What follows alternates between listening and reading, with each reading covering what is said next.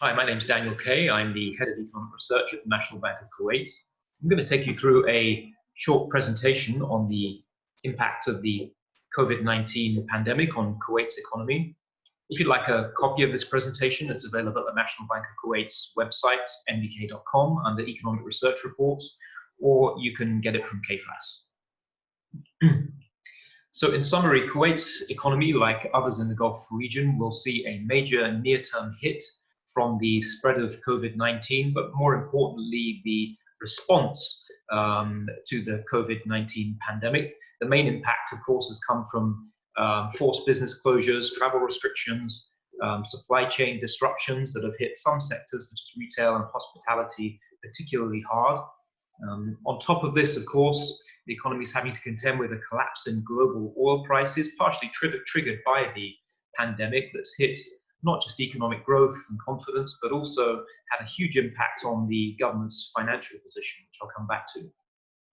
So after the big hit to the economy in the first half of the year, concentrated around the second quarter, we do see some sort of economic rebound in the second half of the year, assuming that the virus is effectively contained and the oil prices start to recover. But a return to what we previously thought of as normal may take quite a while longer. So I'll just reference the confirmed caseload in Kuwait compared to other countries in the Gulf. These figures are changing day by day, of course, and these are the confirmed figures as of May the 9th.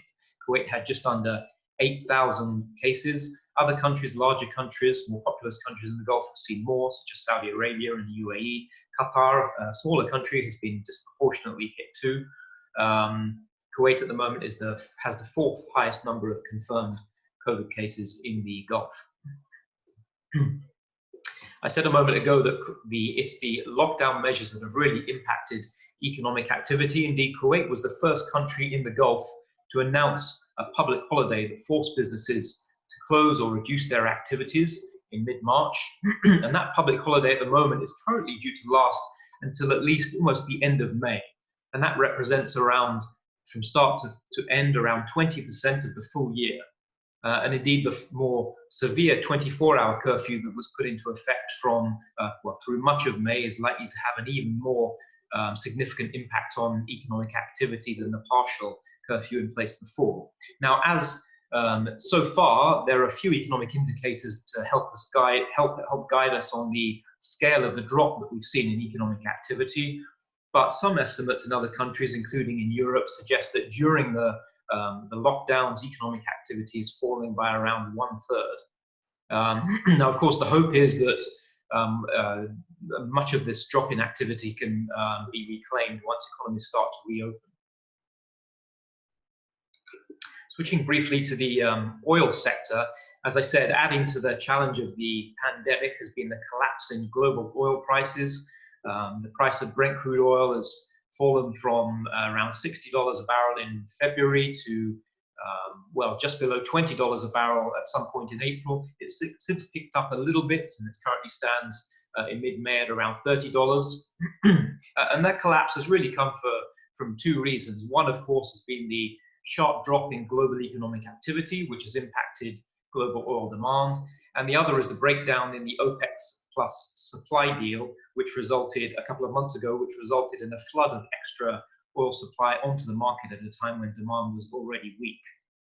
Now, more recently, OPEC has announced some very large and unprecedented production cuts effective from May. They're expected to last for a couple of years and ease gradually over time. So far, this has had a bit of a positive impact on oil prices, as I mentioned, but probably not the sizable impact that they might have expected. And we think that there will be a recovery of some sort in oil prices in the second half of the year. But that recovery is likely to be gradual, given the uncertainties surrounding the global economy and indeed the huge amount of excess supply there is on the global market at the moment that eventually needs to be worked off. So we're assuming that crude oil prices average around $30, $35 a barrel this year, rising to about $50 next year. As for Kuwait's oil production, given the OPEC cuts, we think on average, Kuwait's oil production will fall about 8% this year to just under 2.5 million barrels per day. And on average, it might even drop a little bit further in 2021. Turning back to the non-oil economy, which is really a better measure of the conditions facing businesses, once you exclude the oil sector. Of course, the impact of this crisis on the non-oil economy is extremely uncertain, and many analysts are constantly adjusting their estimates of it. For what it's worth, the IMF expect non-oil GDP in Kuwait to decline 2.5% this year. That forecast was made a few weeks ago. We forecast a bigger drop of 4%, and in fact, given the more extensive lockdown that's been put in place, curfew that's been put in place through much of May, we now think we'll actually see a bigger decline than that. Whether it's 2.5%, 4%, whatever, it's going to be the weakest performance, at least since the financial crisis. But on current projections, the falling output's likely to be a bit smaller than we're seeing in some of the other major economies in the world, notably in Europe. We do expect non-oil growth to recover next year, see some sort of rebound. We've penciled in 3% growth, but probably not by enough to fully recapture the drop in output seen in 2020. Which sectors are going to be hit? Well, all sectors are going to be hit, of course, but for some, the impact is going to be particularly large and obvious. These include retail, hospitality, including restaurants. Transportation sector will be hit by travel restrictions, of course, and the recreation and leisure sector will also be hit by concerns over large crowd gatherings. It's worth noting, however, that compared to some other countries, the combined contribution of these four sectors to Kuwait's GDP is relatively small, at just under 10%. We expect the property sector to also take a hit. Looking at the different subsectors of property, the residential sector, which is mostly homes for Kuwaiti nationals, we expect that to be, relatively speaking, less affected given the solid fundamentals, and indeed it was in a relatively decent position coming into this crisis. As the chart shows, the blue line on the chart shows that prices were rising on average by about 5 to 10% a year over the last year or so. By contrast, the market for apartments, which is mostly dominated by the expatriate community, is likely to come under further pressure. It's already been quite weak over the last year or so, and given the scale of the drop in economic activity that's likely in particular to affect the expatriate community, would expect demand and prices to come under pressure. The commercial property sector is also likely to be affected, given the scale of the drop in economic activity and the struggle that many tenants, whether it's in the retail sector, the office sector, or the industrial sector, to pay rents. So we expect this to be reflected in softer commercial property sales and prices. Kuwait's equity market has, of course, been seen a pretty sharp reaction to all this. From its peak in January, the stock market fell around 30% to mid-March. It's since then recovered, it's stabilized and crept back up a little bit, but nevertheless we expect investor sentiment to remain pretty weak until the virus pressures ease and indeed the oil price starts to recover a bit. But nevertheless, a full recovery is going to take some time. We also expect the employment market in Kuwait to contract, given the drop in economic activity and indeed uncertainty over future business prospects. The private sector is most likely to bear the brunt of the jobs, and particularly expats, who make up the overwhelming majority of jobs in the private sector. They're likely to be most vulnerable. And indeed, the growth in expatriate jobs was already under some pressure and reached its weakest at just under 2% at the end of 2019 for the best part of a decade. And we expect a contraction over the coming period.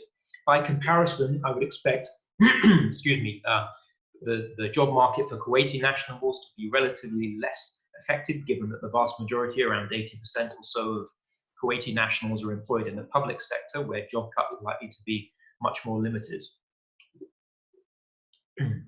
Turning to the policy measures that have been implemented, most of the policy measures so far have focused on ensuring the continued supply of bank credit to affected firms, and there have been some attempts to ease the pressure facing consumers and households by freezing loan repayments. So interest rates have been cut by 125 basis points. The central bank has eased some regulations, banking sector regulations, to free up banks to lend more to support the economy. And loan repayments have been frozen for 6 months for all affected customers at no cost. Also, the government, in partnership with the banks, will provide subsidized loans for businesses of up to 3 years on terms that are particularly attractive to SMEs. For SMEs, the government will pay the full interest on the loans for years 1 and 2, and half of the interest in year 3. And the idea behind these loans is that they're used to cover cash flow shortages and to pay recurring contractual expenses, things like rents and wages, not to repay debt. And the loans are only available to companies that were in good standing before the crisis started. There have been some cuts in government fees and one or two spending measures announced by the government, but by and large, Kuwait has so far at least stayed away from the large direct fiscal measures that have been implemented in some other countries, including the Gulf.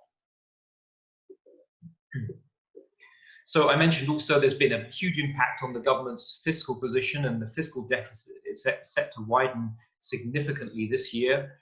We see a deficit of around 13 billion dinars this year, and that represents around 40% of GDP. By comparison, the deficit was estimated at about 9% of GDP last year. Now, within this projection, we assume it's not just our oil price projection, but also an assumption about government spending. We're assuming that spending will be more or less maintained this year at last year's levels, with capital spending cut to some extent, but this will be offset by slightly higher current spending, including more spending on health and one or two other emergency spending measures. Now, keeping spending unchanged will help to cushion the economy and the impact on demand in the short term, but nevertheless, we would expect some spending cuts to begin next year as the government takes some measures to bring the fiscal deficit back under control.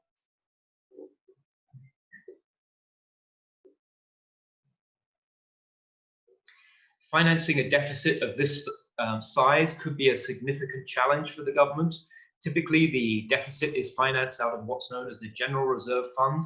It's not known exactly how much is left in this General Reserve Fund, but it has been depleted over the years. It's estimated that it could have about 15 or 16 billion dinars left.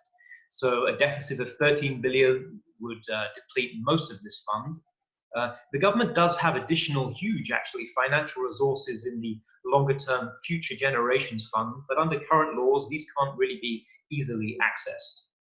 Another funding problem the government has is that it's unable to issue any new debt at the moment to cushion the blow on reserves. And that's because of the expiration of the debt law 2 or 3 years ago. One option, of course, the government has is to push for the passing of the new debt law. And to some extent, this would make sense because Kuwait's existing debt levels are extremely low by international standard. And of course, interest rates globally are very low at the moment. So it can secure funding on pretty attractive terms. But passing the debt law is a controversial step amongst many MPs. And we think it would also be best followed by fiscal reforms to improve the long-term financial stability of the government, including spending controls and revenue-raising measures. So what should the policy priorities be? Well, you can split these, if you like, into near-term policy priorities and longer-term priorities. In our view, probably the priority now should be to pass the debt law as a matter of urgency in order to create some fiscal space to avoid quite drastic spending cuts, particularly on the capital spending side, that will both hurt demand in the near term and potentially impact long-run growth potential.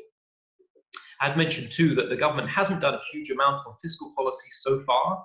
And although we wouldn't necessarily recommend all of these measures, but the types of measures it could take if it wanted to, some of the measures that have been taken in other countries include measures to help contribute or pay private sector wages for companies on a temporary basis. And in the US, for example, the government's provided emergency loans to businesses that it will eventually write off, so long as those loans are used to pay wages and to keep workers on the payroll. But over and above that, beyond this near-term, these near-term types of near-term measures, there needs to be an attempt to address some of the longer-term structural challenges that the economy faces. These measures have been discussed and written about extensively, so I'm only going to mention them very briefly here. Probably the most urgent now is a need to get the fiscal position on a more stable long-term footing, and that's got to include measures both on the spending side, an attempt to control the long-term growth in public spending. Some measures have been taken on that front already, but there could be more, and indeed steps to rationalize, to minimize waste and spending on things like subsidies. But also there needs to be steps to expand and diversify the non-oil revenue base by introducing charges for certain government services, imposing some taxes, things like excise duties, VAT, that's already been implemented in other Gulf countries. Other reforms, longer-term reforms, need to be prioritized, and those are to improve the longer-term growth potential of the economy. And these include things like diversifying the economic base, boosting investment levels, improving the business environment, and increasing the role of the private sector indeed, because this, in our view, is the only real way that the economy can generate enough jobs in the future to absorb the increasing number of Kuwaiti nationals set to enter the labor force over the coming years. Now, these reforms aren't going to be easy or necessarily painless, but they are the types of measures that are needed to unlock Kuwait's full economic potential. Thank you very much for watching. As I mentioned at the start, if you want a copy of this presentation, it's available at nbk.com under Economic Reports or from KFAS.